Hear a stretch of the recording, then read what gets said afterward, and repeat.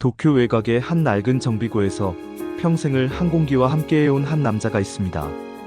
다나카 유이치, 50대 후반의 일본 항공자위대 출신 항공기 정비 전문가입니다. 그는 수십 년간 미 공군 전투기를 정비하며 쌓아온 경험으로 항공 기술의 깊이와 어려움을 누구보다 잘 알고 있는 사람입니다. 특히 전투기의 심장이라 불리는 제트 엔진 기술에 대해서는 일가견이 있죠. 오늘은 그가 직접 경험한 놀라운 이야기를 들려드리겠습니다. 안녕하세요. 저는 다나카 유이치입니다. 제가 일하는 이곳은 도쿄 외곽의 오래된 정비고입니다. 벽면에는 수십 년간 제가 정비해온 각종 항공기 사진들이 걸려있고 공구들은 손때가 묻어 반질반질합니다. 매일 아침 7시면 어김없이 출근해서 항공기들과 대화를 나누죠. 그들은 말은 못하지만 엔진 소리와 진동으로 자신의 상태를 알려줍니다. 일본 항공자위대에서 30년을 복무하며 F-15J, F-2 등 수많은 전투기를 손봐왔습니다. 일본이 항공기술 강국이라고 자부하지만 정작 전투기의 핵심인 엔진만큼은 늘 미국에 의존해야 했습니다. F-100 엔진, F-110 엔진 모두 미국산이었죠. 엔진실을 열 때마다 느꼈던 그 아쉬움과 한계를 저는 평생 잊을 수가 없습니다. 어느 날 저녁 뉴스를 보다가 깜짝 놀랄 만한 소식을 접했습니다.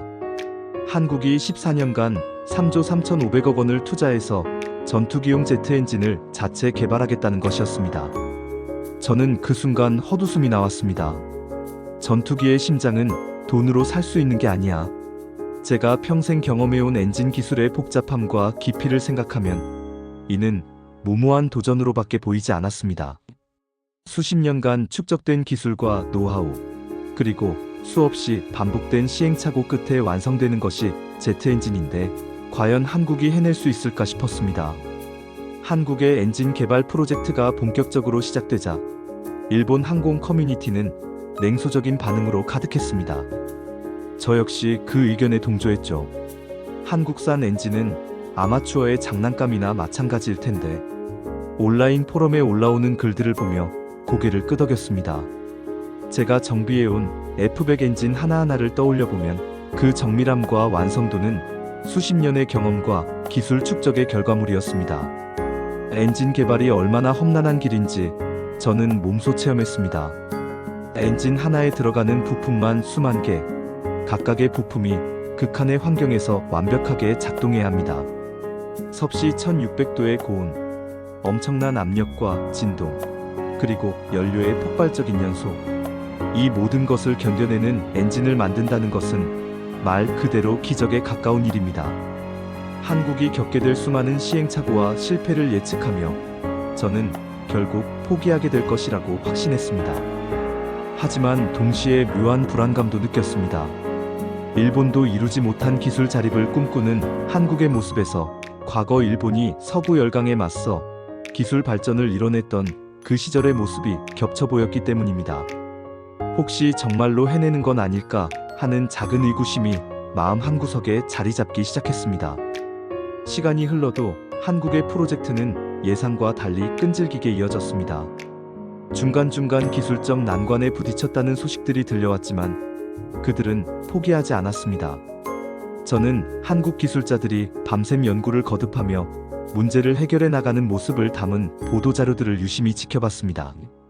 특히 엔진의 핵심 부품인 터빈 블레이드 개발 과정에서 겪은 어려움들을 보며 저는 그들의 진정성을 느꼈습니다. 수백 번의 실패에도 굴복하지 않고 새로운 소재와 기술을 끊임없이 시도하는 모습. 그것은 단순한 기술 개발을 넘어서 어떤 신념의 발현처럼 보였습니다. 물론 기술력은 여전히 부족하다고 생각했습니다. 서류상의 스펙과 실제 성능 사이에는 큰 차이가 있을 것이고 실전에서의 내구성과 신뢰성은 또 다른 문제였죠. 하지만 그들의 집념과 끈기만큼은 인정하지 않을 수 없었습니다. 마치 불가능해 보이는 산을 오르는 등반가들처럼 한 발 한 발 앞으로 나아가는 그들의 모습에서 저는 기술자로서의 순수한 열정을 다시 발견했습니다. 제가 젊었을 때도 그랬습니다. 불가능해 보이는 기술적 과제 앞에서 밤을 새워가며 해답을 찾으려 노력했던 그 시절 말이죠. 한국 기술자들에게서 그 시절의 저 자신을 보는 것 같았습니다. 그리고 그 일이 벌어졌습니다. 엔진 시험 중 큰 폭발 사고가 발생했다는 뉴스가 전 세계에 보도되었습니다. 일본 커뮤니티는 순식간에 역시 한국은 여기까지, 애초에 무리였다는 조롱으로 가득 찼습니다. 저도 처음에는 그 의견에 동조했습니다. 봐라, 내가 예상한 대로잖아. 하지만 며칠 후 한국 기술자들의 반응을 본 순간 저는 큰 충격을 받았습니다. 그들은 절망하거나 포기하는 대신 그 실패를 값진 데이터라고 불렀습니다.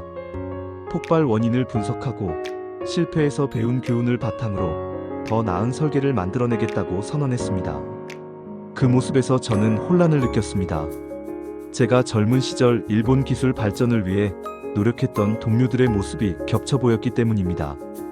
1970년대 일본이 반도체와 자동차 기술로 세계를 놀라게 했던 그 시절, 우리도 수없는 실패와 좌절을 겪었습니다. 하지만 그때마다 실패는 성공의 어머니라며 다시 일어섰죠. 한국 기술자들의 불굴의 정신을 보며 저는 과거의 제 자신과 동료들을 떠올렸습니다.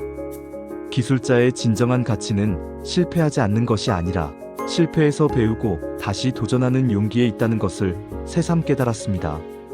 그들의 모습에서 저는 기술자로서의 순수한 열정과 신념을 다시 발견할 수 있었습니다. 그리고 드디어 그 순간이 찾아왔습니다. 수많은 실패와 좌절 끝에 마침내 한국의 자체 개발 엔진이 첫 연소 테스트에 성공했다는 소식이 들려온 것입니다. 저는 그 영상을 인터넷에서 찾아 몇 번이고 다시 돌려봤습니다. 엔진 노즐에서 뿜어져 나오는 강렬한 파란 불꽃. 그것은 단순한 기계의 결과물이 아니었습니다. 14년간 쏟아부은 수천 명의 기술자들의 땀과 눈물, 그리고 포기하지 않는 정신이 만들어낸 기적이었습니다. 그 불꽃을 보는 순간 저의 냉소적인 태도는 순식간에 감동과 경외감으로 바뀌었습니다. 엔진이라는 것은 단순히 추력을 만들어내는 기계가 아닙니다. 수많은 부품들이 완벽한 조화를 이루며 극한의 환경에서 작동하는 정밀한 예술품입니다. 터빈 블레이드 하나하나가 수천 번의 계산과 시험을 거쳐 탄생하고 연소실에서 일어나는 폭발은 수십 년의 연구 결과입니다. 한국 기술자들이 보여준 그 불꽃은 단순한 성공이 아니라 인간의 의지와 기술이 만나 이뤄낸 감동이었습니다. 저는 그 순간 깨달았습니다. 기술에는 국경이 없고 진정한 열정과 끈기 앞에서는 불가능도 가능해진다는 것을 말입니다. 그들이 보여준 것은 단순한 엔진이 아니라 꿈을 현실로 만들어내는 인간의 위대함이었습니다.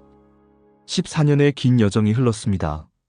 마침내 한국의 자체 개발 엔진이 장착된 KF-21 전투기가 시험 비행을 시작한다는 소식이 들려왔습니다. 일본인 동료들은 여전히 성능이 의심스럽다, 실전에서는 어떨지 모르겠다며 회의적인 반응을 보였지만 저는 침묵을 지켰습니다. KF-21이 활주로에서 이륙하는 순간을 영상으로 지켜봤습니다. 힘찬 엔진 굉음과 함께 창공으로 솟아오르는 그 모습을 보며 저는 가슴이 벅찼습니다. 한국이 마침내 기술 종속의 사슬을 끊어냈다는 것을 실감했기 때문입니다. 그 비행기를 보며 저의 눈에는 과거의 일본과 현재의 한국이 교차했습니다.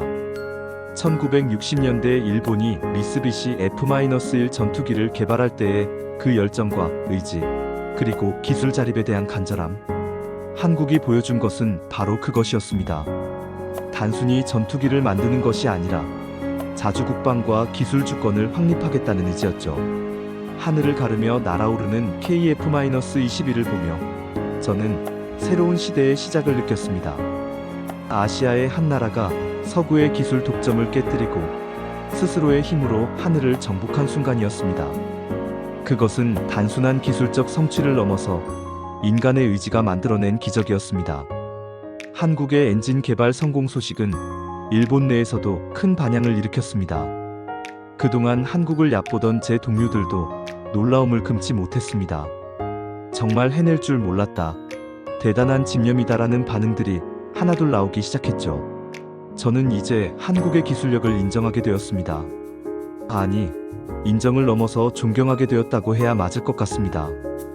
그들이 보여준 것은 단순한 기술력이 아니라 불가능에 도전하는 용기와 끝까지 포기하지 않는 정신이었으니까요. 저는 한국 기술자들과의 교류를 모색하기 시작했습니다. 기술 세미나나 학회에서 그들을 만날 기회가 있으면 적극적으로 대화를 나누려 노력했죠. 그들에게서 배울 점이 많다는 것을 깨달았기 때문입니다. 특히 실패를 두려워하지 않고 도전하는 그들의 자세는 저에게 큰 교훈이 되었습니다.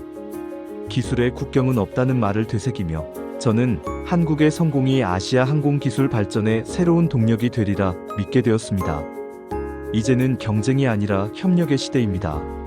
서로의 기술과 경험을 나누며 함께 발전해 나가는 것, 그것이 아시아 항공 기술의 미래라고 생각합니다. 한국의 성공은 일본에게도 새로운 자극과 동기가 되었습니다. 최근 저는 젊은 일본 항공 기술자들을 대상으로 강연을 하게 되었습니다. 주제는 아시아 항공 기술의 현재와 미래였죠. 저는 그 자리에서 한국의 성공 스토리를 자세히 들려주었습니다. 한국은 열정과 집념으로 기술 격차를 뛰어넘었습니다. 14년이라는 긴 시간 동안 수많은 실패와 좌절을 겪었지만 결코 포기하지 않았죠. 그들의 성공은 우리에게도 큰 도전이자 교훈이 될 것입니다. 강연장에 모인 젊은 기술자들의 눈빛이 달라지는 것을 저는 느꼈습니다. 처음에는 회의적이던 표정들이 점차 진지해지고 나중에는 감동으로 바뀌었죠. 질의응답 시간에는 우리도 새로운 도전을 해볼 용기가 생겼다는 말을 하는 젊은이들이 여럿 있었습니다. 강연이 끝난 후 저는 그들에게 이렇게 말했습니다. 포기하지 않는다면 반드시 꿈은 이루어집니다. 한국이 보여준 것처럼 말이죠. 여러분도 더 큰 꿈을 가지고 도전하세요. 기술자의 진정한 가치는 완벽한 결과를 만들어내는 것이 아니라 불가능해 보이는 일에 끊임없이 도전하는 용기에 있습니다. 오늘도 하늘 위에서는 한국의 자체 엔진이 탑재된 전투기들이 창공을 가르며 위풍당당하게 비행하고 있습니다. 그 모습을 볼 때마다 저는 가슴이 뭉클해집니다. 그것은 단순한 항공기가 아니라 한 나라의 꿈과 의지가 하늘을 나는 모습이기 때문입니다. 그리고 그들의 성공이 아시아 전체의 기술 발전에 새로운 가능성을 열어주었다고 믿습니다.